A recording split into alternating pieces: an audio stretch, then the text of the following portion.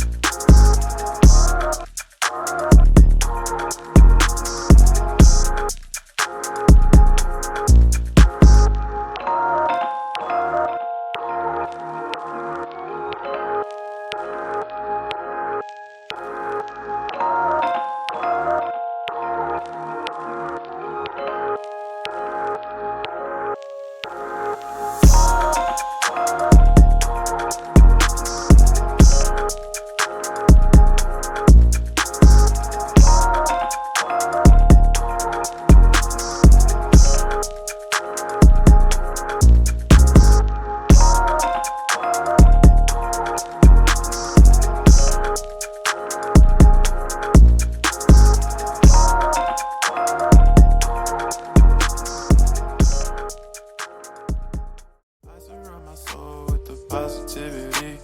That's why I don't worry about the things that I don't see. Yeah. These days I don't worry about much. I think we should have some more fun. I still dream about the days when we were young. I'll take a hit and still finish and one. What's going on, everybody? It's your TJ back with another video. Talks with TJ, aka TJ TwoStoosh Chains. I hope you guys are having a great day when you're viewing this. If you're brand new, hit the subscribe button, hit the like button. TwoStoosh crew, thank you guys for tuning into this video.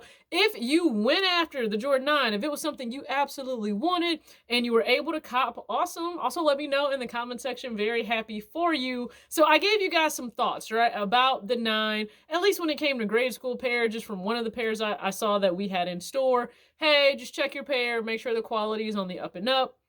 I like the design of the sneaker. I like the direction they went. I don't necessarily mind the glitter integrated into the upper of the sneaker. Now, if you watch Wear Testers, Chris already went over the fact that Jordan 9 leather is always underwhelming. They just don't give us a whole lot. Now, let's be very clear. I didn't pick the shoe up, but it's still, that's the underwhelming part about a 9. A coworker and I, she debated if she was going to pick it up, but I think she ended up passing too as well. So it's certainly, it's a, let me put it like this. I think with 9s, it has to be the right colorway.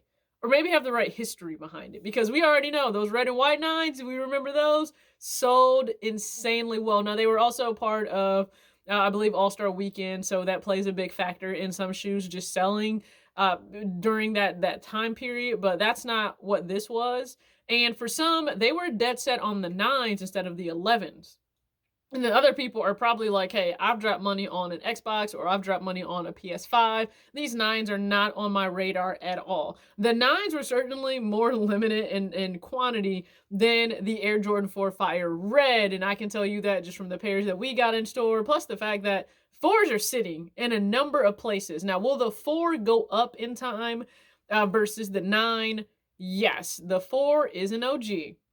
And over time, it tends to do better than non-OG colorway. So I think the 4 could certainly go up in time, but there were so many quality control issues with that shoe as well across the board for men's, kids, and more. I understand people passing on the shoe, and maybe they'll have to find that perfect pair, that great pair. Again, it wasn't something that I felt I needed, so I was okay not having it. And then for the 9, this might be something you're able to pick up under retail. Now, let's just say you missed out. I'm talking to the small feet gang, okay? Let's say you missed out on this sneaker and you're like, I still want it. I would say check your local Kids Foot Locker sometime during this week, because if people put in for a raffle for them and they didn't pick them up in that time, those pairs may then be released out to whoever would like them, first come, first serve. That may be your chance to get your pair. A few pairs are still available, a few sizes now on Kids Foot Locker app, so check that and see if you can get your size. I think there were very limited infant sizes, like the 4, 5, and the 6, and then you can check, but I think preschool might have actually sold out. So you can still look for your size for grade school, but I would say check your local Kids Foot Lockers. I think a lot of people sleep on the ability to get their pairs there, women or kids. And keep this in mind, if you're not utilizing the app, use it. Just like you enter the raffles and the reservations for regular Foot Locker, why not do that for Kids Foot Locker, especially if you know you can wear shoes within the kids range, or if you're buying for your kids. That's just something I would recommend to you guys, because first off, we didn't get tons of stock in. We really did not. But we only had a very limited amount of the stock that we got in reserved, so the other pairs are just sitting there. So it was few employees who wanted them, and also few customers. Now, as we get closer to Christmas and people miss out on certain shoes, right? Listen, if somebody misses out on the Jordan 11 Jubilee, if they miss out on, I'm trying to think, if you missed out on the bread, that Yeezy, so that was an interesting release. And it's funny because when I woke up, I hopped on YouTube. I hopped on YouTube because I usually throw something, I'll cast something to my TV, and Roscoe was actually on already at 7 o'clock in the morning. I'm like, this is so early, but I understand that there were certain sites releasing the shoe earlier than later on in the morning at like 10 o'clock. So I was actually watching Roscoe this morning, and I know the rhetoric going around was, oh, this will be easy. There'll be so many pairs of the Bread Yeezy coming out, and it didn't seem that way. I see a lot of frustrated people on social media today, and I'm sorry for you. It's just never a shoe that I'm going after. So I'm really sorry for you if you took that L. Hopefully you can, I don't even know. I mean, when the Zebra comes out, maybe you can get that. I'm not sure, but it wasn't something I was checking for. But the 9 was just interesting because if it's a Saturday, it's a Jordan release, you're expecting there to still be traffic, even with the pandemic going on. You still expect traffic. It really wasn't that. So could buying habits be changing a little? Maybe, but I think it has to do with the hype, right? There's not a lot of hype behind this Jordan 9. There's not celebrities hyping it up. And for young kids these days, that's what matters. Let's just be real. That's what matters. It's not going for anything really on the resale market, and so that's why resellers are not really going after it. Now, if some choose to go after it, maybe it's because they think it'll go up in price down the line, which every Jordan seems to be doing that, which is crazy.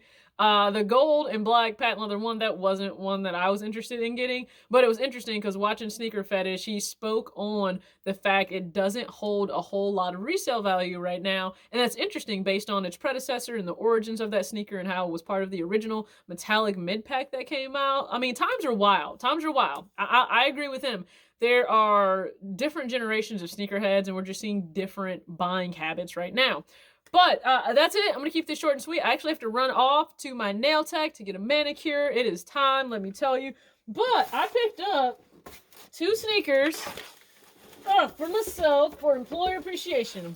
So I'm curious if you all can just guess. Now, of course, I'm going to show you tomorrow. But can you guess what I picked up? All right, so one is an Iverson. Okay, so I guess I'm asking you to select the colorway. And this is a Nike Sportswear box. Can you guess what it is?